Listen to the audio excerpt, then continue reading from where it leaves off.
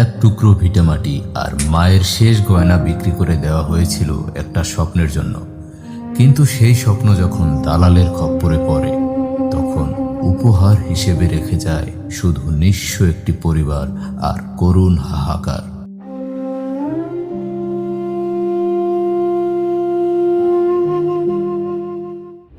ভাবের দেশে থাকো কন্যা গো কন্যা, কোথায় তোমার বাড়ি? আমারে বা এ সবর বাড়ি গায়। কি অবস্থা বেটা, তোর মন টুন খারাপ কা?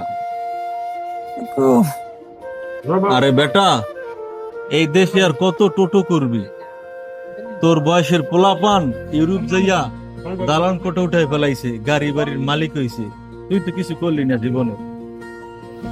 কি আর করবো কাকু, কপালে নাই চাকরি বাকরি, আর পাওয়ার তো আর আল্লাহ রহমতে কম চেষ্টা করলাম না, কিছুই পাইনি। ওরে গঙ্গা, কপালের তো আর হাত পাও নাই, কপাল তোমারে নিজে হাতেই গড়তে হইবে। তবে আমার কাছে একটা স্পেশাল ভিসা আছে ইউরোপের, সর্বনিম্ন বেতন 1.5 লাখ। 1.5 লাখ? হ্যাঁ। চাচা, ভিসা পাইতে মনে হয় অনেক টাকা লাগবে। আরে গঙ্গা, বেশি টাকা লাগবে না। আমি এমনি অন্য অন্য লোকজনদের কাছ থেকে 20 লাখ 22 লাখ নেই। তুমি আমার এলাকার পোলাপান ভাইরপো, তুমি 10 লাখ টাকা দিলেই হইবে। 10 লাখ চাচা? এত আমার ব্যস্ত হইবে না। আরে গঙ্গা, টাকা পয়সা না থাকলে বিটা বাড়ি জমি জমা বেচা দে, নালে বন্ধক রাখিয়া টাকা মিল কর। 6 মাস পর তুই টাকার বিছনায় ঘুমাবি বেটা।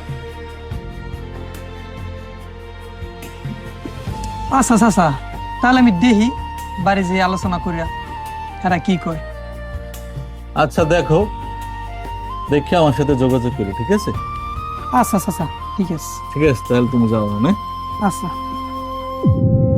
এইরকম মুরগি তো আমার প্রয়োজন। কয়েক মাস পর পর পাইলি তো আমার সারা বছরটা চলে যাবে বিন্দাস। মুরগির কোনো অভাব নেই আসলে এই দেশে।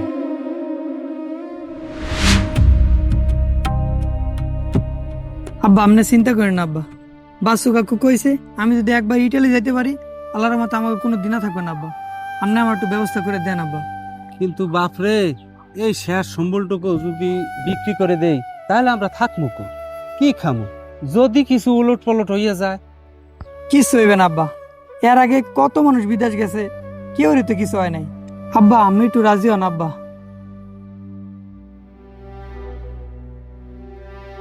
এই নে বাপ, এইটা রাখছিলাম তোর বিয়াতে তোর বউরে দেওয়ানের লেগা। এইটা বেচাতে, তাও তুই সফল হ। এই নে বাবা, আমার জীবনের শেষ সম্বলটুকু তোকে দিলাম, তুই সুখী হ বাবা।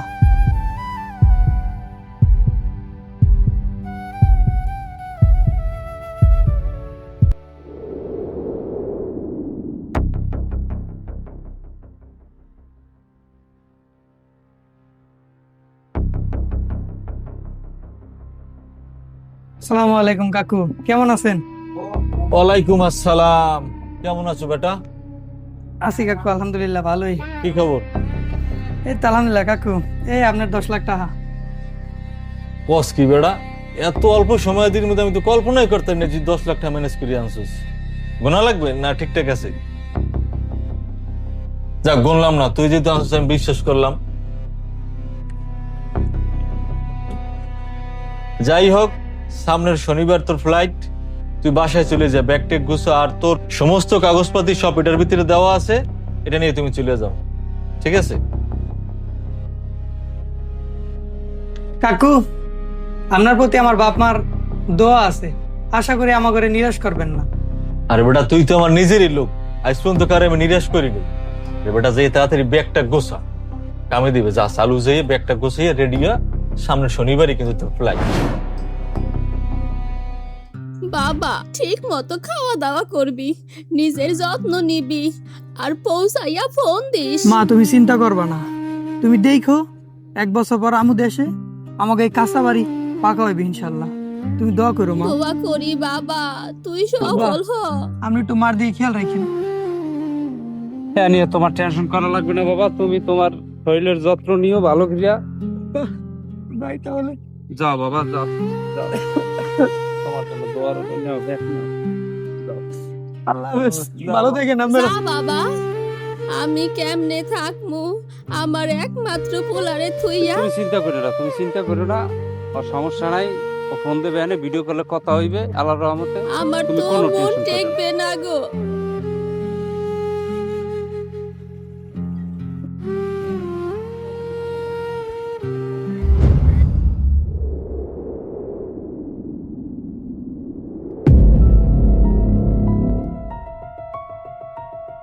আপনি যে নম্বরে কল করেছেন নম্বরটি এই মুহূর্তে বন্ধ আছে।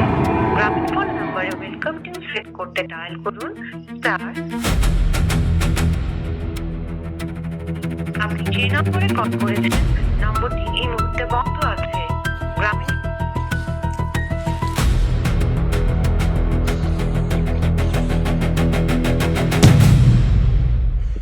রফিক ভাই, রফিক ভাই তুমি আনে? বাসুকি তোর টা মারছে নাকি? ও ভাই আমি তো শেষ ভাই। কয়টা মারছে? ভাই 10 লাখ টাকা মারিয়ে দিয়েছে ভাই। কি কস? আমার দ্বারা তো 10 লাখ চাইছিল, আমি 5 লাখ দিছি, আরটা কইছি পরে দিমু। ভাই আমি এখন কি করবো ভাই? বাড়ি গাড়ি যা আছে ভাই আমি সব বেচ চালাইছি ভাই, আমাদের কিছু নাই ভাই, আমি সব তারপরে কান্দাকাটি থামা। এই যে আমরা যে এই কাগজ ভুয়া, এই যে ভুয়া পাসপোর্ট লইয়া এই যে এয়ারপোর্টের মধ্যে হানছি, পুলিশে যে ধরে না, এটা আমার কপাল ভালো। দেখে তো মনে হয় যে সকালে কিছু খাস নাই। একটা রুটি আনছি, এই ধর এটারে ভাগ করে খাই। আরে কান্দাকাটি থামা, ধর এত ভাঙ্গে ভালো হইবে না।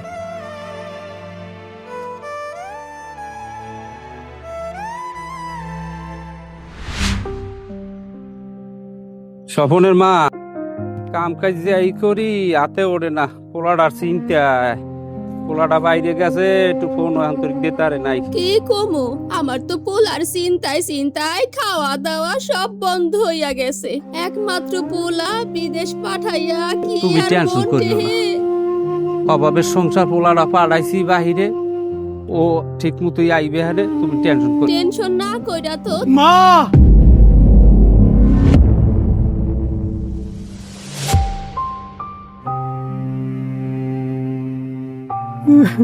কি রে বাপজান, তুই আইয়া পড়লি যে? ফ্ল্যাট কি মিস করছাস? আব্বা, আব্বা আমরা তো শেষ আব্বা। পাঁচশো টাকা আমাকে লাগে বড় বেইমানি করছে আব্বা। বুয়া কাগজপত্র দিয়ে আব্বা আমাকে এয়ারপোর্ট ধরা গেছে আব্বা। কি কস বাবা? আমরা তো শেষ আব্বা। এইটা তুই কি কইলি রে বাপ? বিটা মাটি গয়না কাটি সব বিক্রি করে ওই হারামির বাচ্চারে দিছি। আমরা থাকমু কই বাবা? থামু কি? ওরে আল্লাহ রে, এখন আমাগো কি হইবে? কই যামু আমরা? কি বাবা, খামু? টাকা তো কেমনে বুঝবা, বাঁচমু? বাবা। সব শেষ হইয়া গেল গো। বেড়া এই মাসে 2 সাইডে মুরগি পাইতে কি তো করে আপেল কমলা বেদানা আমি খাওয়াই। এই আমার লাগে থাকে জীবনে কি কি পাইছিস একটু দেখা আমার। আরে আমি শুনেন আমরা লাগাম কি পাইছি কি কি নাকি বলছিস? বলতাম সিরিয়াল জ্ঞান করে ভালো লাগি। এই যে স্বপ্নের আইফোন এটা কিনছি কি কিনছি মাসে গের খাইছি জায়গা খাইছি দলিল খাইছি এই দলিল করে কি আমি লই গেছি লিখি তো আমরা চলে দালালি করি দালালির পাওয়ার আমি আসেন দেখি আমি এই রাঙ্গাউলি উপজেলায় মাথা তুললে আসতে পারি। Good. সে দৌড়নি শিখি গুড। কেন খাই এই বেড়া দিকে, এই বাড়ি দিকে আয়। এই দেশে টোটো করিয়া কয়দিন ঘুরবি আর বাহির হোটেলে ভাত খাবি? স্বপ্নের দেশ ইউরোপ পাঠাই দিই তোরে। পয়সা লাগবে টাকা কোনো ব্যাপারই না, টাকা পয়সা বাইরের লোকজন আমি 10-12 লাখ টাকা পাঠাই।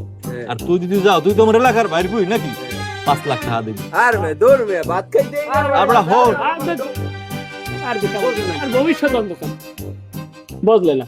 ও গুরুগারা বসবো না মাত্র 5 লাখ টাকা চাইছে, এটা কি বেশি? চকলেট। তুই আমার সব টাকা দে হারামি, তুই আমার শেষ সম্বলটুকু নষ্ট করে দিছস। আমরা যা সর।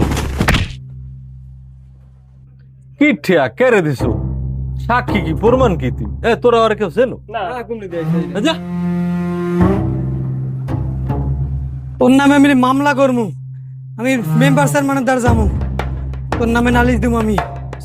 তুই অগজেই আমার নাম কর, ওটিতে আমার কি বিচার করবে? তোর টাকা পয়সা কম বেশি অগ পকেটেও আছে। এবার কি বলে ওরা সরাতে আনতো না? কুমুদরে পাগল চলো যা সরো আরে।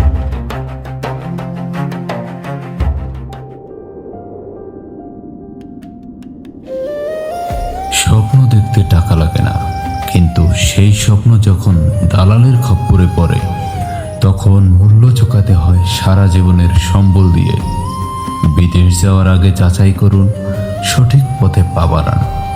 শর্টকাট কখনো সফলতার পথ হতে পারে না।